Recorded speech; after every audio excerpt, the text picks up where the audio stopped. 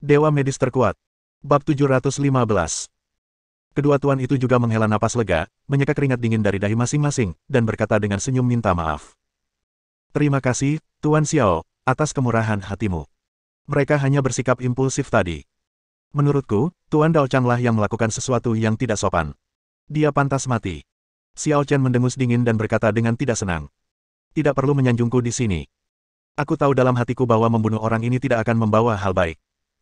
Namun, aku juga mengingatkanmu bahwa jika kau ingin mencari masalah denganku, lakukan saja secara terbuka. Aku akan mengambil sebanyak yang kau bisa. Jika kau berani melakukan sesuatu yang buruk padaku di belakangku, jangan salahkan aku karena memunggungimu.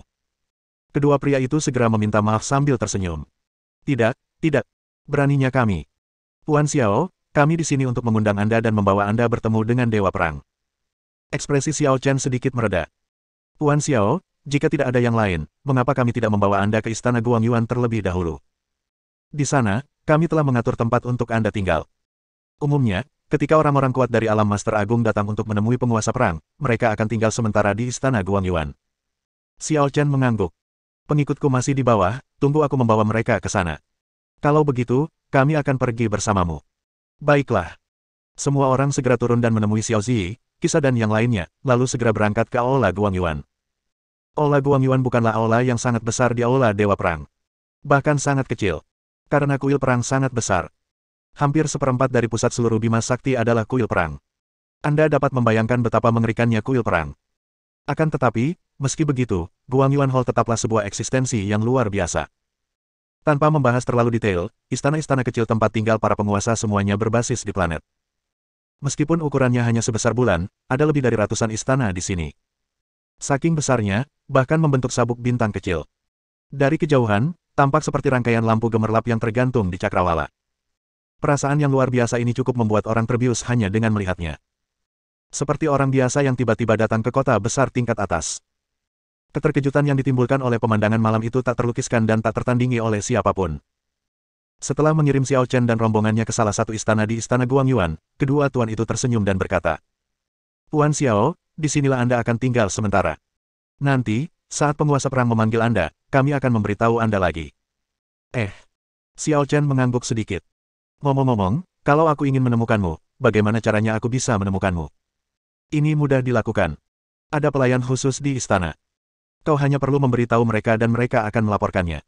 Akan mudah menemukan kita. Nama kita adalah Tuan Xingyun dan Tuan Qingmu. Tahu. Jika tidak ada yang lain, sebaiknya kita berdua kembali dan melapor dulu. Teruskan. Selamat tinggal. Setelah keduanya mengucapkan selamat tinggal kepada Xiao Chen, mereka langsung pergi dengan cepat. Xiao Chen dan kelompoknya mendarat di istana sementara Istana Guangyuan. Tuanku. Tidak mungkin sekelompok orang itu membiarkan kita pergi begitu saja, kan? Kisah bertanya dengan sedikit khawatir, sementara Xiao Chen tersenyum santai. Tentu saja mereka tidak akan membiarkan kita pergi begitu saja. Namun, apakah mereka membiarkan kita pergi atau tidak, pada akhirnya, terserah Dewa Perang 10 Arah itu untuk mengatakannya. Mengenai apa yang ingin dilakukan Dewa Perang 10 Arah itu, aku belum tahu, tetapi aku seharusnya punya firasat samar bahwa dia tidak akan menimbulkan masalah bagi kita. Mengapa?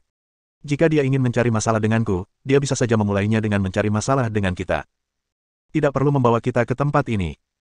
Dengan statusnya sebagai Dewa Perang 10 Arah, tidak akan menjadi masalah baginya untuk mengirim 2 ahli alam dewa dengan 4 atau 5.000 Ki Ungu Hongmeng, atau bahkan 7 atau 8.000 Ki Ungu Hongmeng. Tetapi dia tidak mengirimkannya. Bagaimana jika dia hanya ingin menangkapmu dan berurusan denganmu? Xiao Chen meletakkan kedua tangannya di belakang punggungnya, menatap ke kejauhan, matanya berkata dengan tegas. Untuk seseorang yang bisa menjadi Dewa Perang 10 Arah, aku yakin dia tidak akan begitu tidak tahu malu. Dan bahkan jika dia benar-benar ingin menyerangku, apa salahnya? Setelah mengatakan itu, Xiao Chen berjalan menuju istana. Tubuh Kisah bergetar, dan matanya mulai bergetar. Apa maksud Xiao Chen dengan kalimat terakhir itu? Dia sama sekali tidak takut pada Dewa Perang 10 Arah. Itu berarti kekuatan Xiao Chen saat ini telah mencapai Dewa Perang 10 Arah. Memikirkannya dengan saksama, setelah Xiao Chen membunuh 13 master kuat di level Tuan Besar, Hongmeng perpelki di tubuhnya seharusnya telah mencapai lebih dari 10.000 dao. Pada saat ini, bahkan Kisah, yang telah menyaksikan bakat Xiao Chen berkali-kali, tidak dapat menahan rasa terkejutnya. Kapan penjahat Xiao Chen akan mencapai batasnya? Adapun Xiao Chen, setelah memasuki istana, dia langsung memasuki peta Hongmeng dan mulai berlatih tanpa mengucapkan sepatah kata pun. Di dunia prajurit, hanya kekuatan yang menjadi dasar untuk berbicara. Segala yang lain tidak ada gunanya. Xiao Chen harus meningkatkan kekuatannya ke tingkat yang lebih kuat, sehingga dia tidak akan takut sama sekali pada Dewa Perang 10 Penjuru. Saat itu, dia memiliki kepercayaan diri untuk melindungi keluarga dan teman-temannya dari bahaya apapun dalam pertempuran dengan lawan. Setelah memasuki diagram Hongmeng, Xiao Chen menyerap Hongmeng Purple Ki lebih cepat. Dengan lebih dari 10.000 Hongmeng Purple Ki untuk menyediakan fondasi bagi dirinya sendiri, kecepatan pemurnian Hongmeng Purple Ki meningkat dari hari ke hari. Hanya dalam waktu setengah hari, dia memurnikan lebih dari 1.000 Hongmeng Purple Ki, ditambah lebih dari 1.000 Hongmeng Purple Ki yang dia peroleh dengan membunuh Dao Chang Lord sebelumnya, dia sekarang memiliki lebih dari 15.000 Hongmeng Purple Ki. Namun, dia tahu betul di dalam hatinya bahwa ini tidak terlalu kuat di antara Dewa Perang 10 arah. Kekuatan Dewa Perang 10 arah adalah dari 10.000 Ki ungu primordial hingga 100.000 Ki ungu primordial. Selama periode ini, beberapa Dewa Perang 10 arah yang lebih berpengalaman memiliki puluhan ribu Ki ungu Hongmeng di tubuh mereka. Menghadapi keberadaan seperti itu, Xiao Chen tidak berani menyombongkan diri bahwa dia pasti akan menang. Mungkin dia bisa menggunakan sihir untuk melarikan diri. Namun, jika dia ingin mengikat atau membunuh lawan, jangan terlalu banyak berpikir. Dalam waktu singkat, dia tidak bisa membuat terlalu banyak terobosan dalam Hongmeng Purple Ki. Xiao Chen tidak berani tinggal di diagram Hongmeng terlalu lama. Kalau tidak, jika sesuatu terjadi di luar, dia tidak akan tahu tepat waktu dan mengambil tindakan tepat waktu. Jadi Xiao Chen berhenti menyerap Hongmeng Purple Ki dan segera mulai berkomunikasi dengan prasasti abadi. Bab 716. Tingkat 15.000 lobak aura ungu Hongmeng tidak ada apa-apanya jika dibandingkan dengan seluruh peta Hongmeng. Namun, setiap kali batu nisan dibuka, itu dapat membawa manfaat besar bagi Xiao Chen. Kekuatan serangan seni abadi jauh melampaui kekuatan tempur seni bela diri di dunia ini. Bahkan jika ada celah antara kekuatan Xiao Chen dan musuh, dia dapat menebusnya dengan kekuatan serangan sihir yang dahsyat ini. Seperti yang dipikirkan Xiao Chen, batu nisan lainnya terbuka lagi. Sihir yang diajarkan kepada Xiao Chen di batu nisan ini adalah jurus yang disebut Star Splitting Fist. Satu pukulan menembus galaksi dan menyapu langit. Bahkan lebih kuat dari tapak Samsara Agung sebelumnya. Jurus Samsara Agung sebelumnya hanya memerlukan 6.000 aura ungu primordial untuk diaktifkan. Bakat genderang perang tambahan dan perubahan tiangang yang ditingkatkan hanya memerlukan 8.000 Ki ungu Hongmeng untuk digunakan. Formasi pembunuhan abadi hanya membutuhkan 10.000 Ki ungu purba untuk digunakan. Namun, tinju pembelah bintang membutuhkan 14.000 Ki ungu purba untuk melakukannya. Ini menunjukkan betapa kuatnya tinju pembelah bintang. Sedangkan untuk 9 pedang pemutus langit, 18 perubahan, dan pedang penghancur dewa tingkat rendah, gaya geng surgawi 36, tentu saja tidak layak disebut di depannya.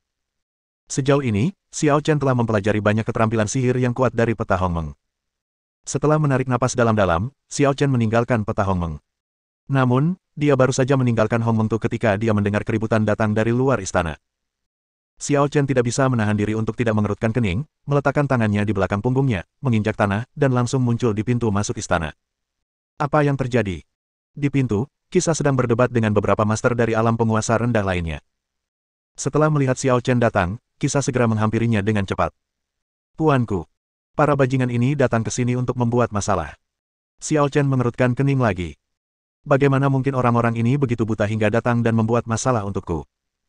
Lagi pula, seorang pria kuat di alam penguasa rendah seharusnya tidak memenuhi syarat untuk datang ke istana ini, kan? Siapa kamu? Pihak lain melirik Xiao Chen dengan jijik, mendengus dingin, dan berkata, apakah kamu Xiao Chen? Apakah aku perlu menanyakan ini? Kalian tidak boleh begitu buta sampai tidak bisa melihat ini. Perkataan acuh tak acuh Xiao Chen membuat pihak lain sangat tidak senang, dan dia berbicara lagi. Huff. Kau benar-benar sombong. Tidak heran, ku dengar kau telah membunuh beberapa guru besar sebelumnya. Namun, sebaiknya kamu tetap bersikap rendah hati. Ini adalah ibu kota kuil Dewa Perang. Ada banyak bakat dan ahli tersembunyi di sini. Jangan berpikir bahwa kamu dapat bertindak gegabah di sini hanya karena kamu memiliki sedikit keterampilan. Ada banyak orang yang lebih kuat darimu di sini. Xiao Chen menyipitkan matanya sedikit, mendengus pelan, dan kekuatannya yang dahsyat meledak, menghantam dada semua orang dengan keras. Pada saat ini, beberapa orang yang hadir menjadi pucat. Aku seharusnya tidak mengajarimu apa yang harus dilakukan, hanya sekelompok tuan kecil. Kali ini peringatan, lain kali, aku tidak keberatan membunuhmu secara langsung. Kata-kata yang mendominasi ini membuat pihak lain sangat tidak yakin, tetapi tidak ada yang berani bersikap terlalu lancang. Mereka hanya mendengus dingin dan berbicara lagi. Xiao Chen. Kami, para guru besar, sedang menunggumu di sebuah planet terpencil di luar istana Guangyuan. Jika kau seorang pria dan memiliki keberanian, ikutlah dengan kami. Xiao Chen meliriknya dengan ringan. Sebagai seorang guru besar, kamu benar-benar akan bertarung dengan sekelompok anak kecil. Tidakkah menurutmu itu murahan? Semua orang tertawa dingin. Jangan pedulikan kekanak-kanakan atau tidak. Kalau berani pergi, pergi saja. Kalau tidak berani pergi, bilang saja. Jangan berlama-lama di sini seperti wanita. Benar sekali. Kalau kau tidak berani pergi, kami akan kembali dan melapor kepada para guru besar. Kalau begitu, katakan saja kau tidak berani pergi. Kalau begitu, jangan salahkan kami.